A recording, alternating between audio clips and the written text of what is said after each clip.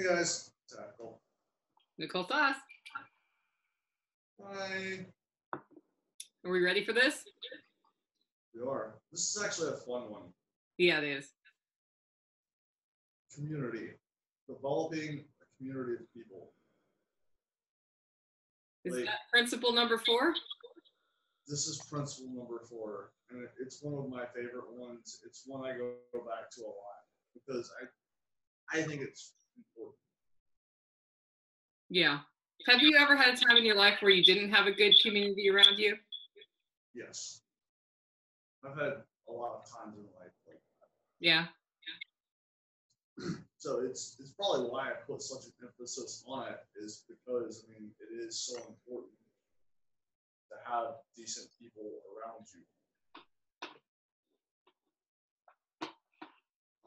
And I kind of would also place this into kind of 2 categories as well, in that like you have the physical community, people in your physical area that you're surrounded with, and you can pick and choose who you choose to associate with, as well as like, you know, we live in a modern world now where there's online presence. So, you know, I'm sitting, what, 2,000 miles away from you and we're still shooting video together.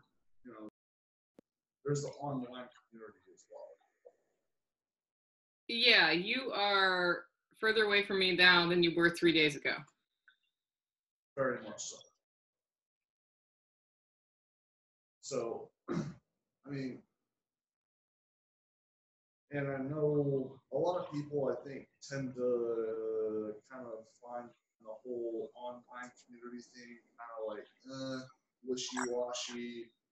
But, I mean, it feels fake. Like, a lot of it feels fake.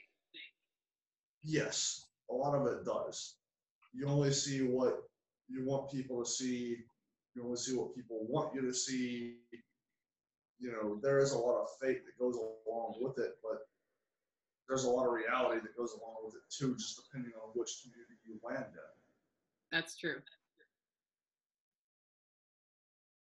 But, I mean, for me, it's finding the decent people to surround yourself with so that, you know, you have a support network. You have people to keep you in check. You have people that, if you end up in a bad way, that, you know, they're going to have your back. Yeah, it's funny. This dovetails with what I was talking about this week and on my podcast. And it's also about nurturing the right people in your community. So earlier we were chatting a little bit about this, and you brought up like the difference between your physical community, your virtual community, and there was a third thing. What was the third thing? I don't remember what I said the third thing was. No, that's okay. So, but you know, like we have a physical community. I call it there's also the government imposed community. So like a public school is an example of this, right? You're forced to go to a specific school based on your geographical location. And then they talk about building community in the school. And you're like, actually, I wouldn't choose to be with half these people if it was my choice. So, I mean, starting with your immediate community. So you're where you are right now. And you're in kind of a, I would call it a controlled environment because you're on an island, right? Yes, it's a very restricted environment. How many people are there? Like 4,000? Maybe 5. Okay. There's not a lot of people here, so we don't get to choose by any means who we are surrounded by, but we do get to choose who we hang out with. Yeah. And who we actually allow to be a part of at least our personal lives, you know. Work-wise, you know, you might not have a choice in that, but at least like who I hang out with, who I talk to when, you know, I'm standing out on a catwalk or down at the gazebo or whatever the case might be. I have a choice in who I hang around and who I surround myself with. And I choose to surround myself by people that are good quality people who are going to have my best interest in mind, and I have theirs in. And you're an introvert, right? Yes. So The very much. stereotype of introverts is the person who sits in the corner, but you don't sit in the corner. No, You choose who you hang out with carefully. very much so. Yeah. And was there a time in your life where you thought, I'm just not going to hang out with anybody because screw them all? Oh yeah, definitely. How'd that go for you? Yeah, you know, I mean, it's kind of one of those things where, like, there was a period in time in my life where it was just like, I don't care about any of you. I just want to go home and be left alone. And I did. And, you know, thinking about it now, there's a lot of stuff that I could have been doing then that I'm doing now that I didn't do then just because, I mean, I didn't have anybody to push me in that direction. I didn't have anybody to ask questions to. I mean, we're both on Zello, so, you know, there's communities on Zello that, like, if I'm trying to grow tomatoes and I have a problem, I can get on there and somebody's going to be like, oh, you need blah, blah, blah, blah, blah. Because somebody there has an answer. Yeah. Know? And Well, and you've that's got your the power of a community, right? Somebody usually has an answer if you ask multiple people. yeah, exactly. And then, That's you why know, the internet is grand. and you've got your My Three Things Yeah. on Facebook. So that's everybody, that's your community of people that is saying, this is what I'm going to accomplish today. And people are more inclined to do what they say because they said it. Yeah, a public statement of what you're saying, what you're going to do means you're more likely to do it. And the purpose of my 3 things is to make it manageable. So it's not like my 50 things. Yeah, exactly. Because nobody's getting 50 things done, or very rarely do you get 50 things done in one day. Yeah. But I know, you know, kind of one of the specific examples that I thought about earlier was, you know, going back to physical community is, I know when I was living in North Carolina, there was a dude that I came across, and I kind of was with him at first, and then I very quickly realized that this dude is like shady. Like, he's gonna work you over if he can. Very questionable, and he was trying to be all buddy buddy with me, and I was like, no, and I put distance between me and him. What But made you realize he was sketchy? um, very questionable business practices, and would try to get you wrapped up in that. Mm-hmm. Just somebody that I did not want to be associated with. I can't pin anything down because I realized it so quickly with him. I don't really have any specific examples of what, just because I smelled it. I was like, this stinks, and no, I'm done. I'm going. Like, you know, we're not going to be associated. But I did have another friend of mine, very close friend of mine in North Carolina, and he was the type of person similar to me, to where it's like the old the barn raisings. Like, everybody comes over and helps raise the barn, and then when it's your turn to build the barn, everybody comes over and helps you build your barn. Right. Such a thing. I mean, I met the dude right away. We started, you know, helping each other out with stuff. He had a front end loader, and I ordered a safe that got shipped to my house. This thing weighed like over 600 pounds. So he drove his front end loader over to my house. Nice. We shimmied it into the bucket, and he picked it up and set it on the second deck because it's a place on stilts. So we didn't have to drag it up, you know, I think it was like 11 and a half feet of stairs. But at the same time, like, you know, he was trying to get a commercial kitchen up and going, had to install an entire new septic field. So I went over and I helped him install a septic system. And we just went round and round with stuff like that. I mean, anything that he needed from me, hey, I got your back. Anything I needed from him, hey, he's got my back. Mm-hmm. And I mean, that's kind of, I think that's the way it should be. It's not the way it is anymore. Everybody's looking out for their own interests. And you got people that are constantly trying to take. But it's the people like that I try to surround myself by.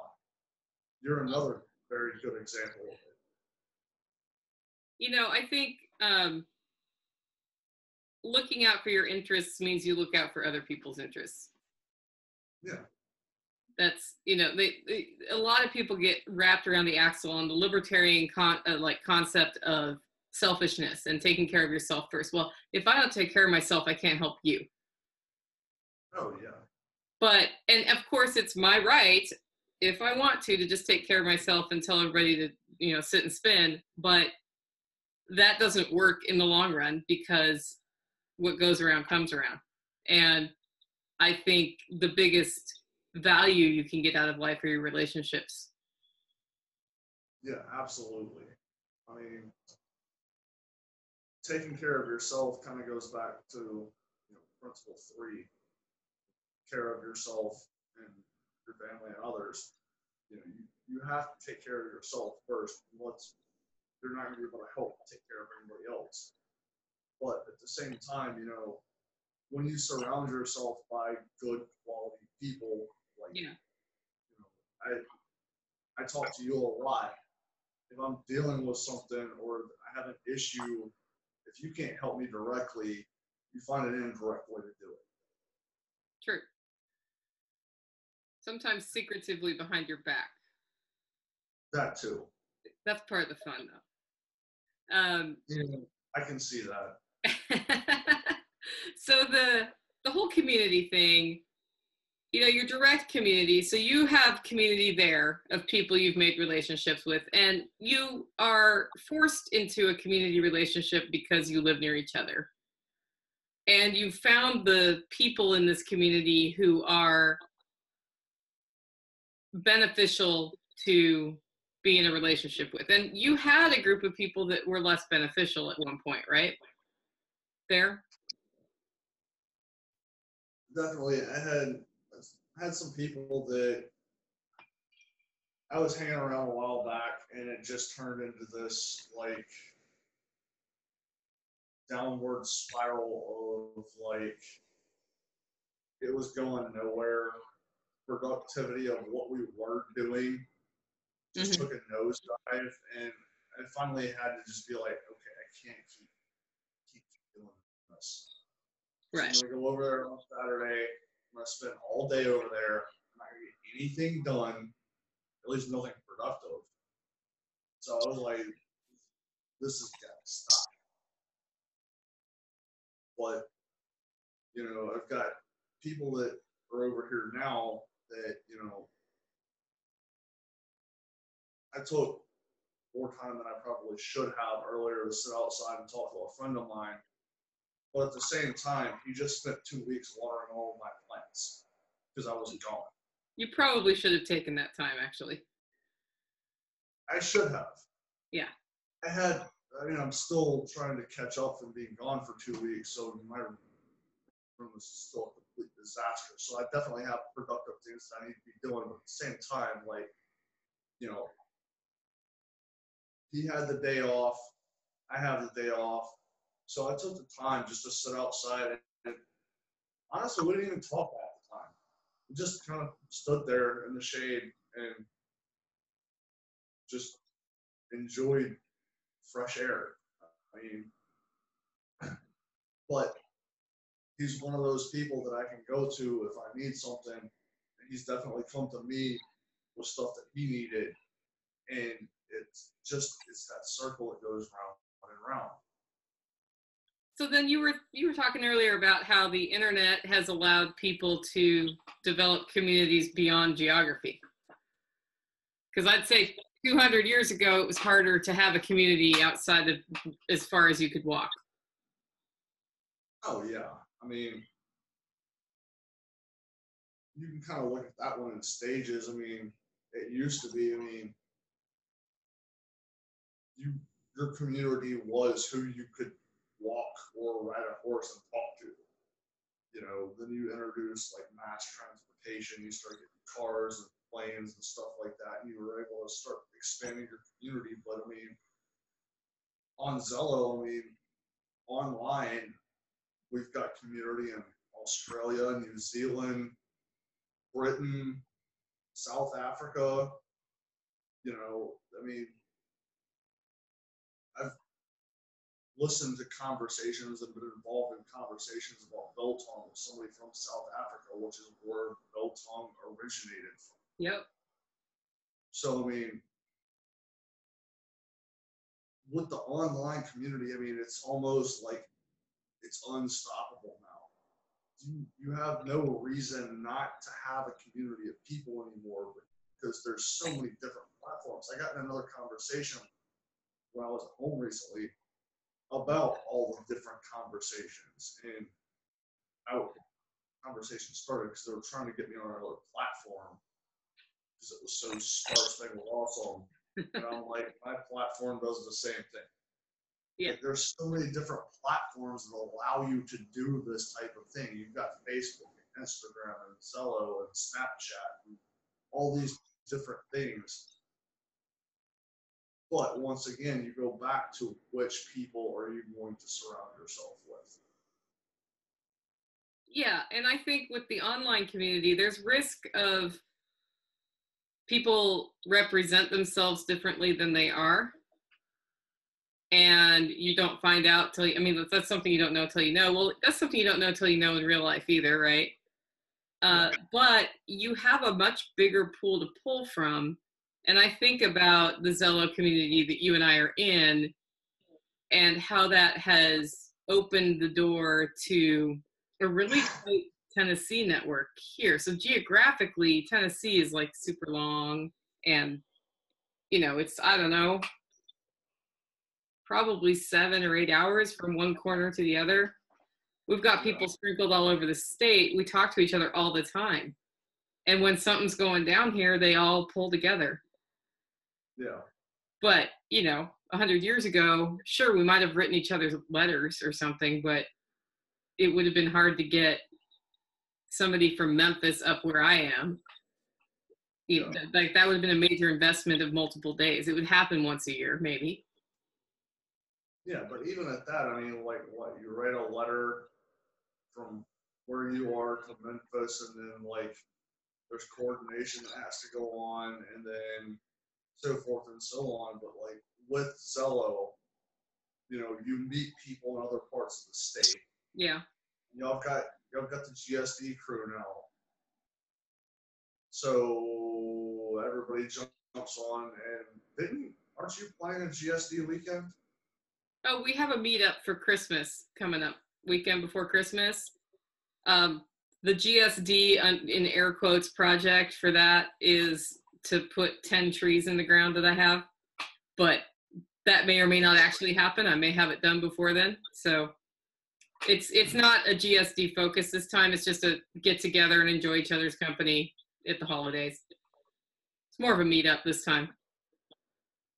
Yeah, but at the same time, I mean, how quickly have some of those been put together just because somebody's talking online and there's a whole conversation that goes round and round about, oh, well, I need to do this. Well, when are you planning a GSD weekend? Yeah. Oh, okay, it's going to be the last weekend in November. Okay, cool. Who's coming? Oh, right. Okay. All these people are coming. Who's doing food? Oh, this person's going to bring this person's going to do that. And it all just comes together, and within a very short period of time, like, you've got people coming in from, all across the state to get something done. And then it turns into, obviously a lot of other stuff happens while that is taking place, because, I mean, it's not just all work. No, mostly play, actually, when we do that. Yeah. So we talked a bit earlier about true community versus, like, what makes a community strong versus just sort of a going through the motions sort of community. I mean, I kind of take that back to kind of the whole concept of you need something now, I'm going to need something later.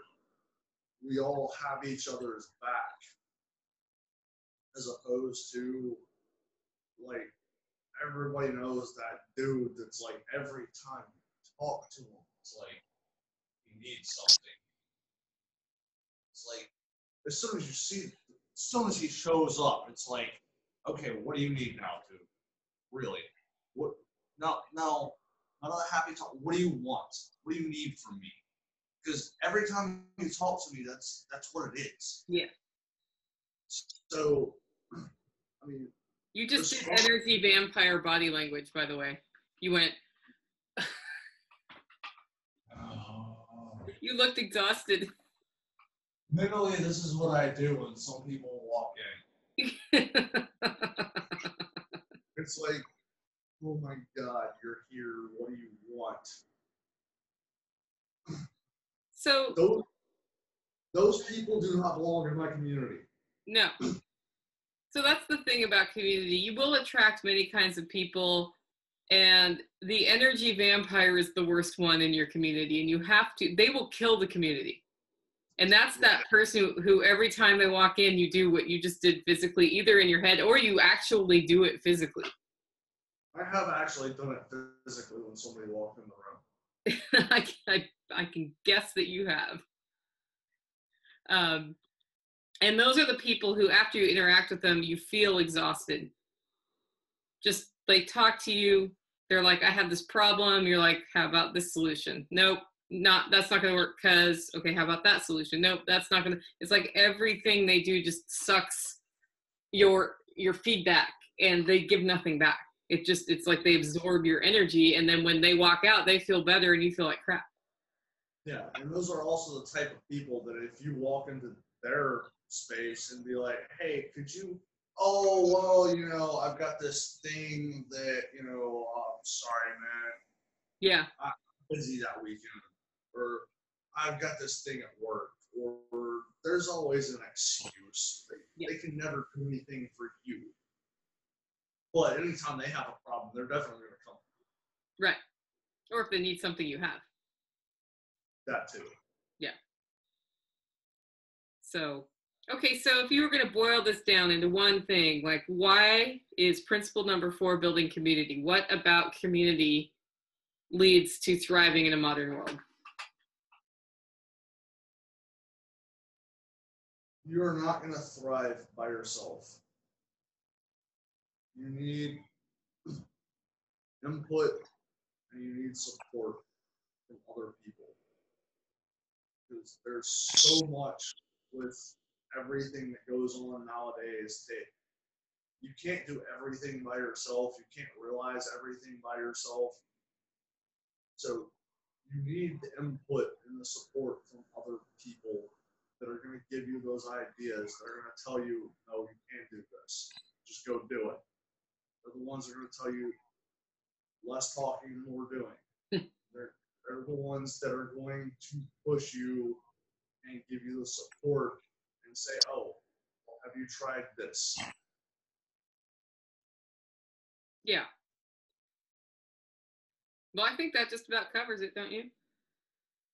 I think so. Cool. What are you going to do next? I'm making dinner. Good idea. I don't know you'll bug me about that as soon as we get off of this. I totally will.